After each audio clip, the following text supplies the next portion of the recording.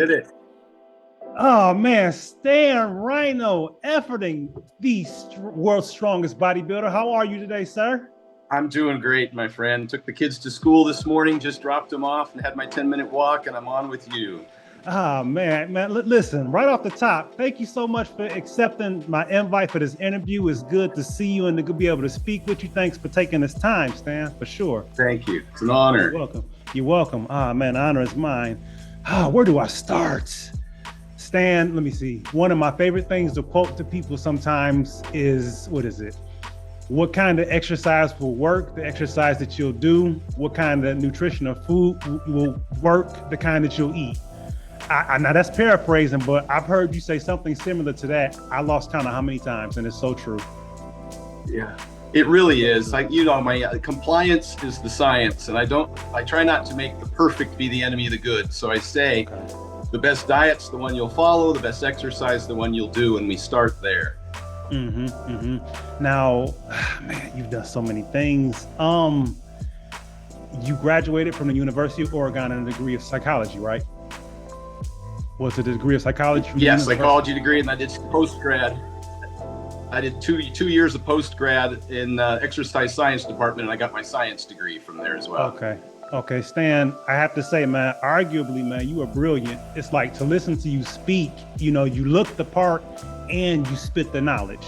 You don't have a bit of bro science in you, all facts. And it's like you present the information to people, you tell them what's worked for you, you give the statistics. It's like not everybody seems to have that passion in terms of wanting to put forth the knowledge. They'll tell you how to train to get a specific result. But what would you say has been the thing to spark the passion for you to be so well-rounded as it relates to the information on training and nutrition? It was a personal journey first and foremost. I was a 140-pound freshman in college, and I wanted to be a pro bodybuilder. That's a long journey. So I spent, the better part of 20 years to get my pro card, and I made a lot of mistakes along the way. I've gained and lost, albeit intentionally, well over 1,000 pounds throughout my career, bulking up to north of 300 pounds to win world championships in powerlifting, and then dieting down to single-digit body fat to compete as an IFBB professional bodybuilder. And, I learned a lot along the way. I was a big advocate of science, and so I was scrolling through microfiche. That's how old I am. In the science library back in the 80s. And ever since then, it's just been this quest, this journey for knowledge. And I'm humble about it. I'm particularly knowing how many really smart people there are. And more recently, just in the last, I'd say 7 years, since social media has taken off and we have a lot of really highly qualified, academically accredited individuals that are making a career out of, that are both competing in strength sports, powerlifting, bodybuilding, etc., and have earned their PhDs in exercise phys or registered dietitian, nutrition. The resources we have available now are extraordinary, and I've worked hard to make sure that, I've collaborated with those people very closely, partnered with an RDN PhD, as I want to give good information. I'm just not a big fan of the whole guru, bro science kind of stuff. I'm outcome oriented, and I'm also not a big fan of wasting people's time. I want you to get the right return on your investment, because we have limited physical capital, we have limited time, we have limited money to invest in these pursuits of passion, which often aren't very monetarily rewarding. And so I'm just trying to give people the path of least resistance. And one of the big things I'm working on now that I think is very important about this whole discussion, and why we're both here with a little bit of salt and pepper on our beard. I want people to reach their goals, their fitness and sports goals, but I also want them to be healthy. And so a lot of what I've done with my athletes and with myself over the years is tried to mitigate damage, because health and fitness are two different things. You've heard me say that fitness is the ability to perform a particular duty or task. The fitness level required to be an elite athlete, whether it's a world's strongest man or a pro football player or even a 14-year-old gymnast in the Olympics, is not necessarily healthy. So we have to do a lot of things outside of training to make sure that we're healthy and durable, and that we can emerge on the other end of this thing with some level of retained some level of health span in addition to lifespan. Absolutely. You know, something that stuck out with me, and I've been listening to you off and on for many years. You seem really, I can't remember when you started really pushing it more adamantly, but just the recovery aspect of it. You'll be what, in November 6th or 7th, you'll be 54, is it? 55. 55. Oh, wow. And you're still lifting heavy weight. And this is remarkable. And what I want to ask you is, would you attribute the fact that you put a lot of energy, effort, and time into your recovery to the fact that you have the longevity that you have, or that you do?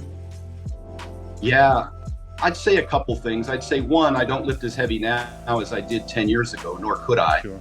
And I don't anticipate lifting as heavy in 10 years from now as I do now.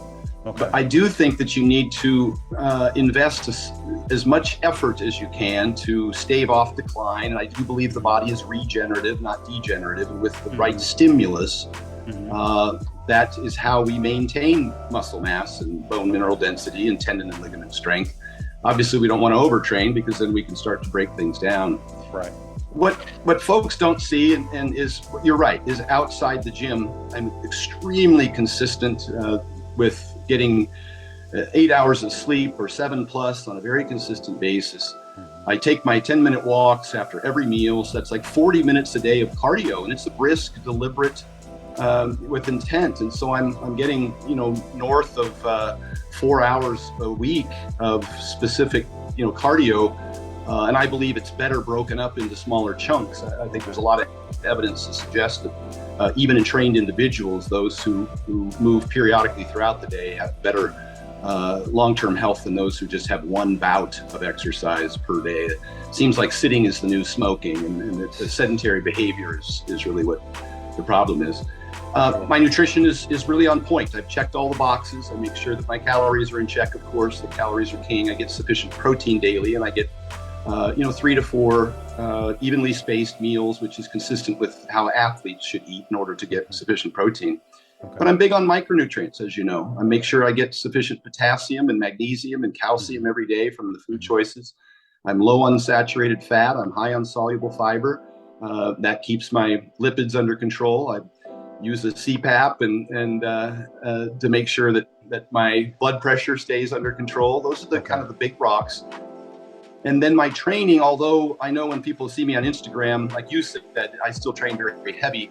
I actually use a lot of low fatigue movements. Like 500 pounds might seem like a heavy squat, but when you use a box squat with 500 pounds, you experience significantly less fatigue. And so I actually feel pretty good the next day. My muscles are sore, but I don't have a lot of what we'd call central nervous system fatigue, which is kind of a nebulous term. But I just don't overtrain. But I'm cautious not to. What would you say? I'm not a zealot about the power lifts. I don't have to use a squat, bench, or deadlift necessarily. I can use a variation of. I can use a different bar. I can use a box. I can use chains. I can do mostly concentric movements and try and deload the eccentric with pin squats and stuff like that. A lot of volume, like with leg presses and belt squats. I move a lot in the gym, dragging sleds. So I have a pretty high, what you call a GPP, general physical preparedness, a good cardiovascular base. And then I only have to touch a couple heavy lifts, and I do so with as little fatigue as possible. Okay. How often do you lift heavy? Well, actually, how many times a week do you train? And then how many of those times do you lift heavy? I train every other day. Yeah, my current split is upper body and a day off, and then lower body and a day off. And like on the upper body days, sometimes I might do both back and chest in the morning, but sometimes I might do chest in the morning and back at night. It's really up to how my time, my schedule permits. Sure. And those workouts, if I do them both in the morning, the workout lasts an hour and 15 minutes. If I only do one, then it lasts 40 minutes in the morning and 30 minutes at night. So it's not onerous in terms of its time commitment. Then I'll take a day off, and on that day off, I'll do the 4 10-minute walks after meals, and I might drag some sleds. I might do some just some general movement, through full range of motion, just air squats and things like that. And then I'll train legs, the same kind of thing. I might do both quads and hamstrings together in the same workout, or I might do quads in the morning and hamstrings and calves at night. And so that's kind of my split. And then I only really test a heavy lift Well, currently, I'm actually trying to get a decent deadlift because CT Fletcher invited me down to deadlift with Larry Wheels, which is exercise in futility. Oh, man. But I didn't want to embarrass myself because I don't really deadlift very heavy, or hadn't been deadlifting very heavy. And so I'm actually focused on trying to put up a decent deadlift to try and be respectful. And so I'll test that once a month. It's kind of, and then I work around the deadlift. So I'll do deficits. I'll do box squats, which is to me a deadlift accessory. I'll do good mornings off of chains. And so I'm kind of deloading the eccentric and just doing mostly the concentric.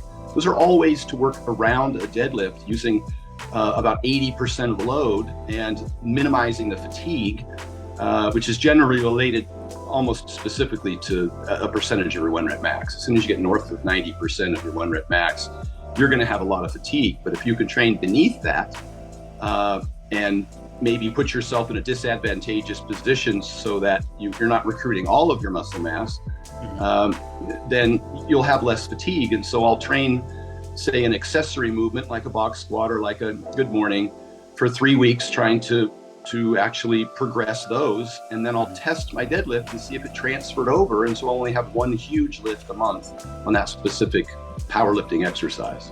Okay. Tell me about, what was it? Actually, you said that you were a 140-pound kid, you wanted to bulk up. I remember you talking about that. It slipped my mind. But did you have two things? Yeah. Thing number one, who were your influencers that encouraged you to want to grow your physique, other than your self-motivation, but who were the people that you seen that encouraged it or made you want to be better in that regard? Well, like a lot of teenagers, it was Arnold Schwarzenegger's Encyclopedia of Bodybuilding. That was a monster. I read every page, I highlighted it, I had pages creased and folded. And I spent about 2 years just kind of self-taught, maybe asking questions of the guy behind the counter at the Gold's Gym, which is generally a bad idea. And I was overtraining and undereating. I was training 6 days a week for 2 hours a day, doing just way too much volume, sets and reps of everything. And I was undereating. In 2 years' time, I went from about 140 to 158, which is not extraordinary progress for a beginner. Right. You have to imagine that was a grand total of 18 pounds, which is about a pound every other month. Right. Not great. And so I was 158 pounds in the men's lightweight under 160 novice bodybuilding show that I competed at. And I used bodybuilding primarily, because that was my focus back then. Then I thought the stronger I got, the bigger I would get. And I had no idea. Now looking back, I realized that was a terrible idea, that has no indication for hypertrophy. And so I was kind of hurting myself by trying to do these heavy singles with insufficient range of motion. You just don't get very big doing that. Sure. So eventually I bumped into a bodybuilding coach who was a gym owner and a competitor and a judge. And he told me, look, you need to flip the script. You need to train less and eat more, eat and sleep more if you want to grow. You don't grow in the gym. It's just a stimulus. You build muscle outside the gym, recovering from said stimulus. Sure. And that's exactly what I did. I flipped the script. I started training every other day. I started training more bodybuilding ranges of, range of motion and rep ranges, 8 to 15 reps mostly. And I started eating a lot more. Eating became just a religion for me. I didn't have books in my college backpack. I had food, and I would go to class and sit there and eat on a clock. I set a clock. Every 3 hours I would eat, no matter where I was or what I was doing. I would just stop and eat. And I did that religiously for 2 more years, and I got up to over 200 pounds. It was my progress after that point was much improved. And it wasn't until I had been lifting for, I'd say maybe 6 years or more, that I discovered that I was stronger than a lot of the other people that I was lifting against. And so I started kind of looking at powerlifting at that time. Now, would you say that you have an aptitude both for things of the physical regard with your powerlifting, with your bodybuilding, as well as an aptitude for gaining knowledge? Because I would say that you do, but what's your opinion or your thoughts? I think so. I looked at the knowledge piece as just an ability to improve my bodybuilding and powerlifting. Okay. I would voraciously read everything that I possibly could and ask questions of everyone I possibly could. And I remember highlighting and folding pages in every magazine that was out at the time, the bodybuilding magazines, and also not necessarily a great resource of information. Right. We just didn't have access to all the research that we have today, and the brilliant the people that are in exercise phys now, the Brad Schoenfelds of the world, and the Mass Research Review with Greg Nuckols, the Lane Nortons of the world. These are people who, have earned their PhDs in very specific fields and also lift weights. It's kind of an important distinction, is that there's a lot of people speculating about what should work or could work, but when you've been through it, you learn a lot about what actually works, and you don't make these giant logical leaps based on mechanisms of action, and you actually look at outcomes, and that's what's important to me. Okay, very true statement. What made you come up with the 10-minute walks? I want to say I remember when you first did that. It's been a while now when you first started implementing that. And during the talk, it would be a Rhino's rant. You'd be speaking about something in particular. What encouraged you to start doing the 10-minute walks, aside of the health benefits? And also, what encouraged you to come up with the vertical diet? Well, the 10-minute walks kind of originated back in 2009 for me when I was training with Mark Bell in Sacramento. Okay. And, when you're bodybuilding and you're doing lots of sets and lots of reps and training twice a day and keeping rest periods relatively short, 2 to 3 minutes, you get a lot of, as I mentioned, GPP, a lot of good cardiovascular benefit from that. Now, when you power lift, I'd always applied the motto, don't run if you can walk, don't stand if you can sit, and don't stay awake if you can sleep. That was kind of my mantra at the time, just thinking that I needed to do everything I could to reduce calorie consumption so that I could eat as much as possible and gain as much weight as possible. I learned that dirty bulks and fat don't make you any stronger. And so I changed over time I was a little smarter about how much and what kind of weight I gained, but I digress. So Mark and I were starting to do heavy sets with less frequency, less total volume, longer rest periods. And we would work up to, every week about an 800-pound squat. And then I would go home and I would just sit down. And I would just hope that the more I rested, the better I would heal.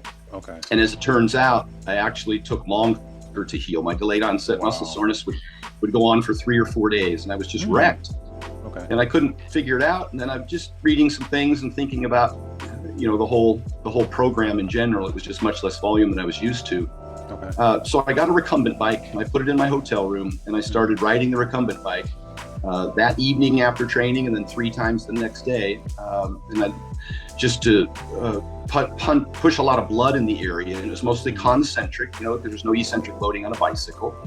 And I used kind of a little HIIT format where I would spin under a little bit of tension for 45, 50 seconds, and then I would rest for 10 seconds. And I would repeat that 10 times. And when I got off the bike, I'd have a little pump in my knees and quads, basically meaning I was pushing a lot of blood into the area, and the blood is what heals. It's also the lymphatic system is what takes the breakdown materials away, and the lymphatic system doesn't have a pump. The blood has the heart to pump it in, but the lymphatic system needs movement. You have to actually move your muscles in order to pump the waste materials away. So as it turns out, it would just take me maybe 24 to 48 hours after a big squat session where I felt pretty good again. Later, I started timing that after meals because of the research on postprandial glycemia, the ability to reduce blood sugar peaks and duration after meals and to help with digestion. And so that came later, and now I do mostly walking unless the weather's bad, and then I'll get on a recumbent bike in the garage and knock out 10 minutes. I just make it a habit now after each meal to walk. And that's the best thing about that, is that I think that a lot of people don't sustain or maintain, say, a 30 or 40 minute treadmill at the gym because there's a lot of barriers to entry. It's not particularly enjoyable. It's not very effective really for weight loss. And it's not all that sustainable because folks just tend to not want to get in the car and drive to the gym. They get busy, they get distracted, they've got kids, they've got, they're just tired. 10-minute walks, to me, probably the most compelling thing about them is, as we opened here today, is that they're just easy to do and be consistent with. And anytime you attach a behavior to an existing habit, such as eating, in this case, it's more likely to get accomplished if, until it becomes a habit itself. So that's kind of everything behind my 10-minute walks. Okay. And then, ultimately the vertical diet came about because I had been using, I've been training clients all my life. I was a high school soccer coach. I worked with the University of Oregon track and football teams. I've owned a couple of gyms. I was a personal trainer, at least on the side throughout even my working career. And every single client, you had to keep re-explaining everything that you wanted them to do. And as I picked up a lot more clients when social media became popular and all those videos went out, and my articles in the magazines and the coverage and muscle and fitness and muscular development, I started getting a lot of inquiries about training. Okay. And I was every single program I was rewriting over again, and it had 90% of the information was the same. Okay. Sleep, hydration, nutrition, digestion, blood testing, injury prevention and rehabilitation, all of it's the same. Okay. And I would send them a detailed questionnaire, and of course I would definitely customize the program based on their goals and their specific needs and what have you. But that's kind of how the vertical diet came about, is that I just started writing down everything that I wanted all of my clients to know. Okay. And I just put it all together in one document, and I would give it to them when they signed up with me. And then when I discussed all of that at the seminar I did in Iceland with Hafþór Bjornsson, it's a full 2-hour seminar going over just about everything I cover with my clients in the vertical diet. Okay. Then I got just a windfall of inquiries about it. And so I compiled it into an ebook and put that on my website so that they could just purchase it and have it in its entirety.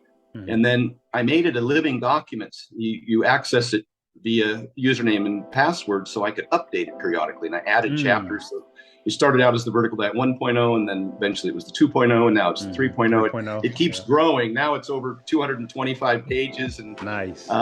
And like you said, it has over 200 references to articles, videos, and peer-reviewed published research if people want to take deeper dives into the topics that I discuss, because I want them to have the science, because not more so than just the information itself.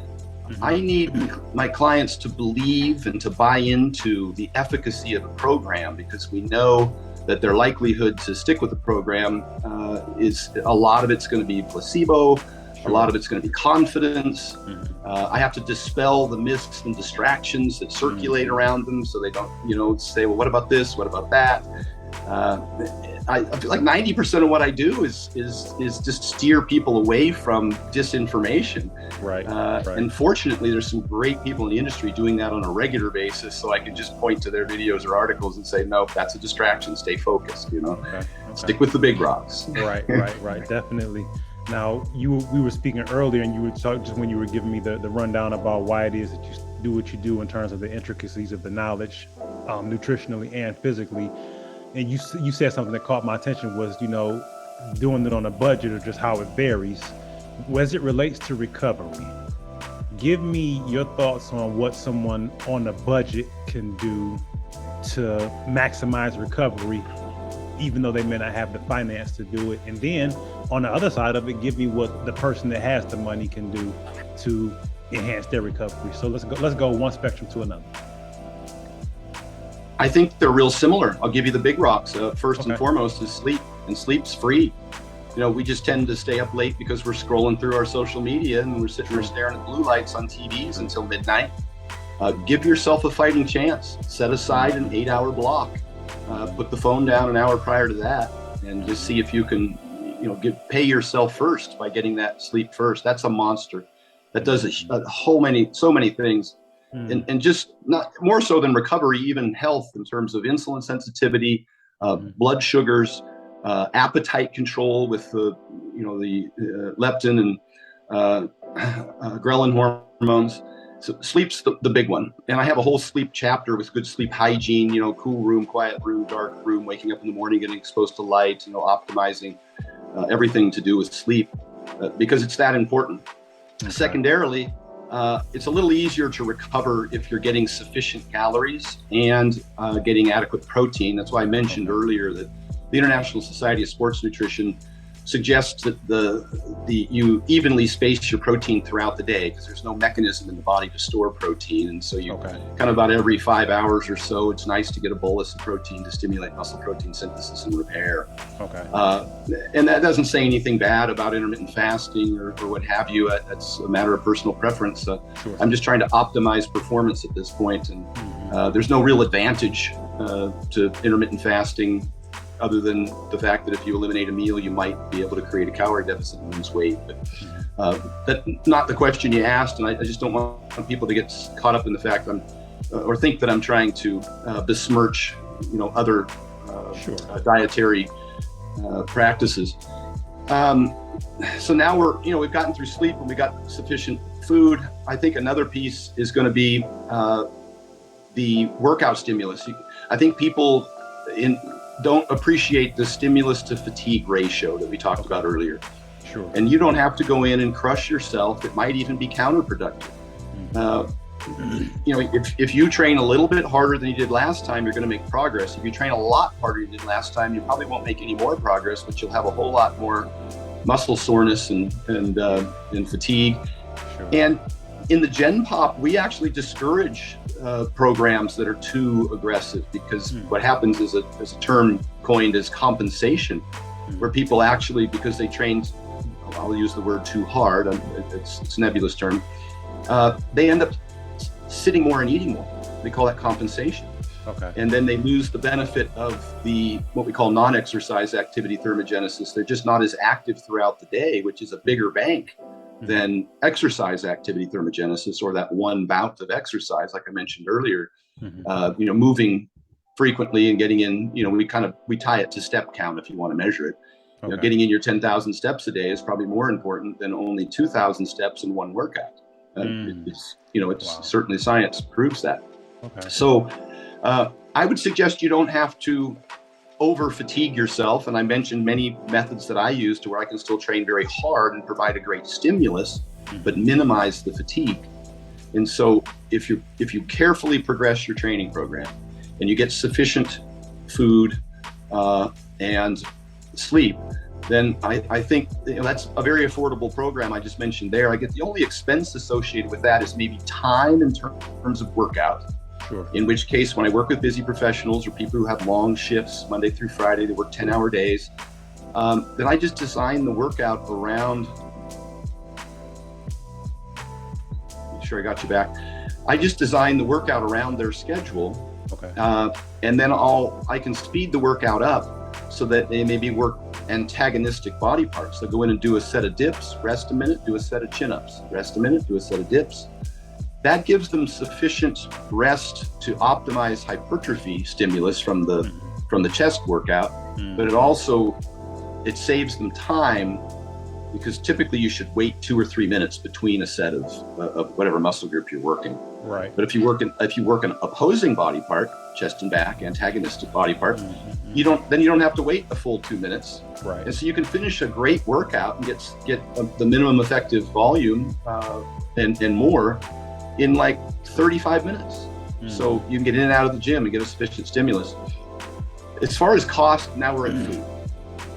And there's some pretty cheap proteins. Eggs and milk lead the list. Those are the most affordable proteins. Costco has some 8812 beef or some boneless, skinless chicken breast. You just need to get sufficient protein. There's nothing in my diet that's particularly expensive. I know I talk about steak a lot. It's not necessary. I find some benefit in terms of satiety, just mechanically speaking, from cutting and chewing steak and it taking a little longer to digest because of less surface area. And you might not overeat it because you can't shovel as much down as quickly as you could using my Monster Mash. So I have different strategies for different people. If they want to gain weight, I'm using easier to consume foods that are more processed, I guess I should say. And if they want to lose weight, I'm using more whole foods that like steak or chicken that you got to chew on for a while. And I'm using high satiety, a lot of protein, a lot more vegetables and whole fruits. fiber, those kinds of things, drinking a lot of water, just before or with meals. And I apply just the opposite to people trying to gain weight. Okay. The biggest thing I think in terms of compliance is meal prepping. Mm-hmm. And if you do that yourself, it's quite affordable. If you use a meal prep company, it can be a bit expensive, but for those people who can afford it, it's extremely convenient and it's very effective in terms of complying with a diet rather than going to a restaurant. I kind of discourage eating out, at least for the first 30 days, because that's where a lot of hidden calories are. Right. In the foods that you get at restaurants and fast food places. And you tend to overeat those because they're just so palatable. True, very true. You said you dropped the kids off at school. Do your have your kids gotten into the habit of physically training? Because I know you and your wife, actually, as a matter of fact, you were really influential with a lot of your wife's development, weren't you? Or aren't you? Yep. Okay. Yeah, for sure. Yeah, she hadn't trained for many years, and then got into training. She loves it. Have the children started following in you guys' footsteps yet? Yeah, we always, particularly with the 10-minute walks, we always ask if they want to take a walk, and sometimes they go on their bike, and sometimes their scooter, and sometimes they'll walk, and sometimes they want a piggyback ride, which isn't quite as effective as actually walking. But hey, I get twice the benefit, right? Yeah, true. Like rucking, Interestingly enough, and I do have them, they know I train, and I have a gym in the garage that I trained at quite a bit, especially during COVID, and so they've been around it a lot. My son is 8, and his punishment is push-ups if he messes up, which he does multiple times a day. And just the specter of push-ups seems to be more daunting than a threat for a spank. He would almost rather take a spank than do 10 push-ups. It's a whole drama, associated with 10. I'm like, really, 10 push-ups? If you knew how my pops disciplined me, young man. Right. Yeah. The belt. Yeah, pretty much. Corporal punishment was the way. Sometimes I'm wondering if I'm doing him a disservice, I think. Well, here's the thing, Stan, you're good with balance and weighing all the options. I don't know if maybe sometimes you do the spank, sometimes you do the push-ups. Because that's doing spank, then push-ups, that blend, it kind of is a personification almost of just how you are so well-rounded with your knowledge and your training. It's good stuff for sure. I'll say I'm glad I'm older because I'm certainly more calm now. I don't react as I would have in my 20s. You hit a great topic, kids and training. I just recently started a kids power hour at the gym. And every Sunday at 11 o'clock, I have parents bring their kids in, and I say from kindergarten to college. And I've got some 5-year-olds and 4-year-olds in there training. And I set up a circuit, a little squat, chin up, deadlift, bench press circuit. And I use the support straps so that there's no way they can harm themselves, It's kind of auto-correcting, I call it. They're doing floor presses off of pins, or they're spud straps. There's those cloth straps that hang there. So all they need to do is lay there and bench press the bar, and it's already in an elevated position, so they're kind of only doing a lockout. And it kind of helps them with the movement and the balance and what have you. But it's really important, and my kids attend, and I think it's very important. I think what the parents need to understand is that historically there's been this misnomer that lifting weights was potentially injurious for kids' growth, the epiphyseal growth plates, et cetera, et cetera. That's long since been debunked by science, that there's no adverse effect. You put much greater stress on a kid's joints just sprinting than you would lifting weights. And actually, the American Academy of Pediatrics suggests that weightlifting is essential for adolescents now. Nice. It actually is. The injury rates are much lower than just playing on the jungle gym or entering sports like soccer or football. It's not even comparable. It's something like 4 times the rate on those sports as opposed to lifting. And the lifting helps actually reduce injuries in those sports, as well as improving their performance in those sports. And what kids learn is mostly neurological. Their strength that they develop isn't necessarily related to hypertrophy, but it's related to the body's ability to coordinate and contract muscles in unison, in concert, to do those exercises. So it's what we call neural adaptation. It's a nervous system. Sure. And so it's definitely recommended. And for another reason, because for bone mineral density, the vast majority and certainly the fastest rate of bone mineral density accumulation occurs under 20 in adolescence. And so that kind of stimulus sets people up, and women in particular, by the time they're 25, they've accumulated most of the bone mineral density, and it's generally a decline after that point. And what I often see, I work with high school girls teams like in softball and track, I mentioned in college, we often see some degree of osteopenia, bone mineral density decline generally because of what they call the female triad. It's chronic calorie restriction, and from there, insufficient protein, calcium intake, and they end up with anemia, which is an iron deficiency. They end up with some degree of osteopenia, maybe thyroid problems, and then amenorrhea, a cessation of the menstrual period, also occurs in these teens. Sure. And so I'm pretty adamant about, and one of the reasons I recommend particularly for girls is to get sufficient iron in the diet. I put red meat in there for that very reason, because I've seen shin splints and a host of other problems with bone mineral loss, especially in distance runners, soccer players, cross-country women's track athletes. Very prevalent that decreases bone mineral density. And so that lifting stimulus along with a sufficient diet becomes extremely important in those adolescent years. Wow. Well, listen, Brother Stan, I got to say it again. Thank you so much for taking some time to talk to me. I appreciate it. You are definitely one of my influencers, one of the people that I look to. I had an opportunity to talk to Grandmaster Ron Van Cleef a week or two ago, and something that he said in terms of how to keep it, that longevity. He's 79, keep going. And it's like, you'll be 55 this year and you're still doing it. It's an encouragement to me and to many others that want to be where you guys are. So again, I just wanted to say thank you for taking some time to talk to me, my man. God bless you and your family. Keep up the good work, keep changing lives. And I know I speak on the behalf of many others. We appreciate you and what you do. Thank you, Kendrick. I appreciate the opportunity to talk to you and your audience. You're very welcome, Stan. You take care and have a great day, okay? Thank you, brother. You're welcome. Thank you. Bye.